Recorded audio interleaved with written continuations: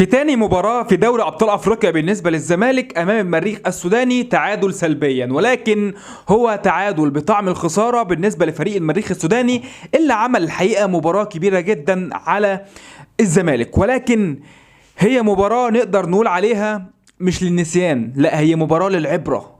ومش هتكلم كتير على الإدارة لأن أنا اتكلمت في رد الفعل قبل ما أنزل الحلقة ديت وقلت كلام كتير بما فيه الكفايه، فاحنا عاوزين نتكلم على المباراه فقط واتكلم على اللعيبه بقى. خاصه انا اتكلمت على الاداره واتكلمت في كلام كتير جدا واديت كل واحد حقه. فنيجي بقى للعيبه. انت يا عم عواد بتضيع وقت ليه؟ محمد عواد احنا متعادلين ويجي يطلع يمسك الكوره فيقعد ينام على بطنه. مش عارف بتنام ليه؟ احنا متعادلين 0-0، احنا لو متأهلين هتلعب اسرع من كده. لو احنا اول المجموعة عرفني، لو احنا اول المجموعة عرفني، لكن مش تحرق دم اكتر من كده. فنيجي خط الدفاع، ارجل واحد فيهم هو محمد طارق، يجي بعديه عبد المجيد، يجي بعد كده العويل عبد الغني اللي ما تعرفش هو بيلعب كوره ولا بيعمل ايه، بقى بيلطش وخلاص فهي ارزاق. فنيجي في نص الملعب، عندك يا سيدي 4: عبد الشافي راجل محترم بيقاتل على كل كوره، هو الراجل الوحيد مع اللعيبه الصغيره زي سيف الجزيري، زي سيف جعفر الجزيري ده انا جاي له تاني بس اصبر. شيكابالا وزيزو الاتنين نجوم، الاتنين الجماهير بره قاعده عماله تقول بقى يا شيكا يا شيكا تعالى يا شيكا ويا زيزو العب بقى يا عم والكلام ده كله. فهم الاتنين عايشين في دور النجوميه، هما الاتنين عايشين في دور احنا ابطال القارة، هما الاتنين عايشين في وادي واحنا كجمهور عايشين في وادي تاني خالص. شيكابالا انت كقائد دورك انك تحمس لاعيبتك، دورك انك تلم لاعيبتك في الملعب، ولكن انت شيكابالا في الفترة الاخيرة مش شيكابالا اللي نعرفه في الملعب. ماليش دعوة باخلاقك، ماليش دعوة بتصرفاتك، كل الكلام ده كله انا اساسا ضده. انا ضد شيكابالا في تصرفاته الغير اخلاقيه، ولكن في الملعب احنا بنتكلم كوره. سيء جدا. زيزو مش انت النجم الاوحد وما تقعدش تعيش في دور النجم الاوحد.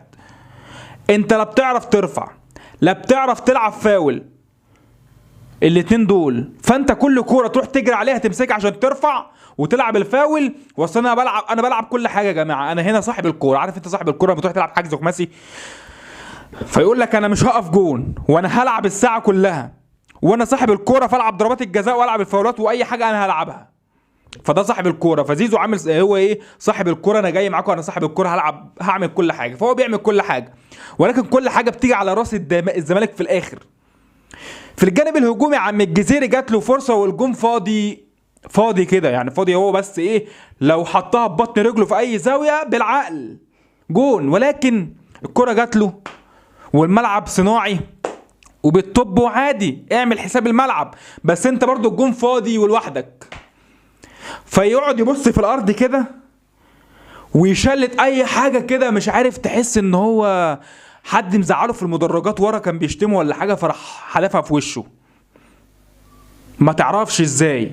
بعد كده فرص لفريق المريخ السوداني اللي عمل مباراه كبيره على قد امكانياته، رغم ان عنده لعبه كويسه على فكره، ولكن نقدر نقول ان دايما اللاعب المصري يتفوق على اللاعب السوداني. ولكن السودانيين بيتميزوا بالرجوله اللي مش موجوده في لعيبه الزمالك. مش هقول اللاعب المصري لان الناحيه الثانيه في الاهلي هتشوف بكره الاهلي هيعمل ايه مع الهلال، وانا كمصري اتمنى الاهلي يفوز على الهلال.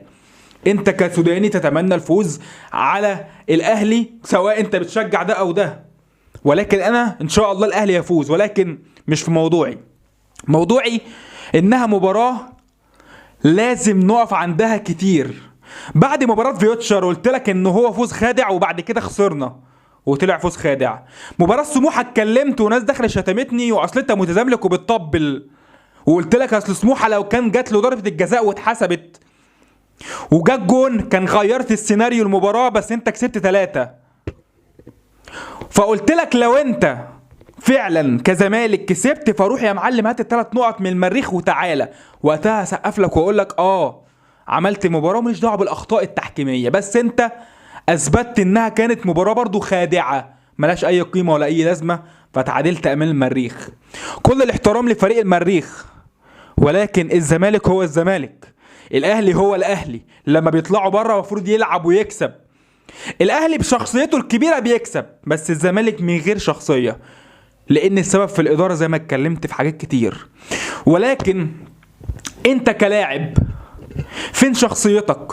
انت كلاعب فين ضميرك؟ انت كلاعب لازم تبذل اقصى جهد عندك حتى لو الدنيا حواليك مش متيسره، مش مستقره، مش متظبطه، ولكن انك كلاعب تبص لمصلحتك الشخصيه برضو، ومش فارق معاك الزمالك يكسب او يخسر زي ما الاداره مش فارقه معاها. ولكن احنا دورنا مع الاداره، هنشوف احنا الموضوع ده الجمهور هيعمل ايه. احنا طول الوقت بنهاجم الاداره، فبعض الناس تيجي تقول لك محدش يهاجم الاداره، ناس تطبل للاداره وناس تطبل لمرتضى عشان هو بيشتم في الخطيب ويشتم في الناس، لكن ده غلط. انت كده مش زملكاوي، انت كده راجل مش محترم، لانك لو محترم مش هتقبل ان حد يشتم حد. ولكن ده برضو مش موضوعي.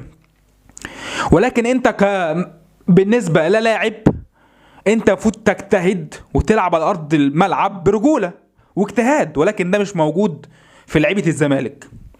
طريقه اللعب بالنسبه لفيريرا النهارده لعب ب 3-4-3، ثم بعد كده نزل عمر جابر مكان سيد نيمار اللي كان النهارده برضه وحش، ما عملش حاجه غير اوفر. فعمر جابر بدأ شويه وسلبي، بعد كده نزل، ولكن برضه مفيش اي اضافه. فشوف فرقه زي كده في الملعب سيئين واللي على الدكه بينزلوا هم الاسوأ، كارثه. وتقول لي السادسه جايه، والله السادسه بتنادينا فين يا معلم؟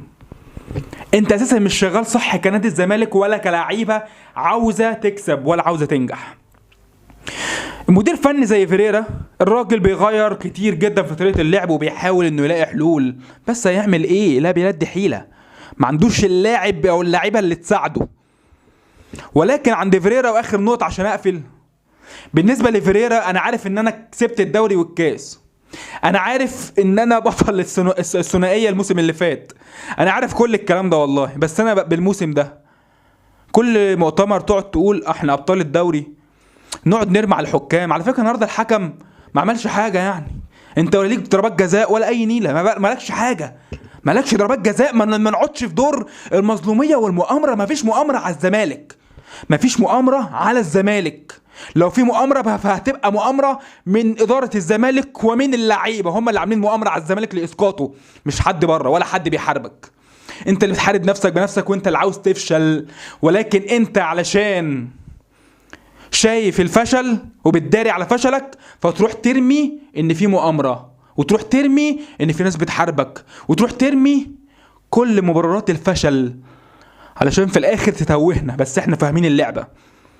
ففيريرا دلوقتي موجود علشان الشرط الجزائي، مش حاجه تاني. لا فيريرا عاوز ينجح ويكمل، ولا اللعيبه عاوزه تنجح وتخدم الزمالك، ولا الاداره بتشوف مصلحه الزمالك. وكفايه عظمه لحد كده. سلام.